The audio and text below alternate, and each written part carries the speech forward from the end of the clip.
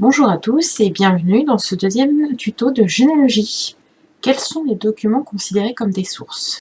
Nous avons en premier lieu le livret de famille que vous avez à votre naissance, ensuite les registres d'état civil, donc naissance, baptême, mariage, décès, puis le registre de recensement, le livret militaire, les actes notariés, les photographies que vous avez souvent chez vous à la maison, les cadastres et les journaux. Tous les documents sont-ils accessibles au public? La majorité de ces documents sont accessibles au public, cependant il existe une limite de temps. Avant 75 ans, à partir de la date d'un document, il ne peut être consulté, à moins de prouver sa filiation avec la personne sujette de l'acte. D'ailleurs, beaucoup d'archives départementales n'ont pas numérisé les actes d'après 1945. Lorsque vous débutez vos recherches et que vous ne disposez pas des premiers actes, vous pouvez en faire la demande auprès de la mairie de naissance, mariage, décès de la personne recherchée. Pour que votre requête soit traitée plus rapidement, n'hésitez pas à leur communiquer votre extrait de naissance. Quels sont les lieux de recherche? La manière la plus rapide de faire vos recherches est Internet, bien entendu. Que ce soit pour vos demandes d'actes de moins de 75 ans, en écrivant un mail à la mairie, ou bien en consultant les archives départementales qui sont numérisées. Attention, il existe des disparités entre les régions et départements. Tous n'en sont pas au même niveau de numérisation de leurs archives. Voici donc un exemple pour les archives départementales. J'ai donc choisi celle du Loiret, puisque c'est là où nous sommes situés.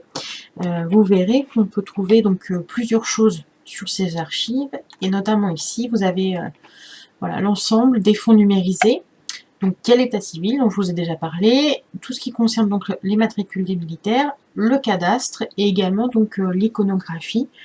Certaines archives donc proposent d'autres choses, mais c'est déjà pas mal pour ce qui est du Loiret. Vous verrez donc que certains documents sont accessibles via des sites spécialisés, et en particulier pour les registres militaires, le plus connu étant celui qu'on peut voir actuellement, donc qui est Mémoire des hommes, qui a été créé par le ministère des Armées. Il s'agit d'un cas particulier, on reverra un petit peu plus tard dans un tuto spécialement dédié voilà, au cas des militaires. Doit-on tout noter?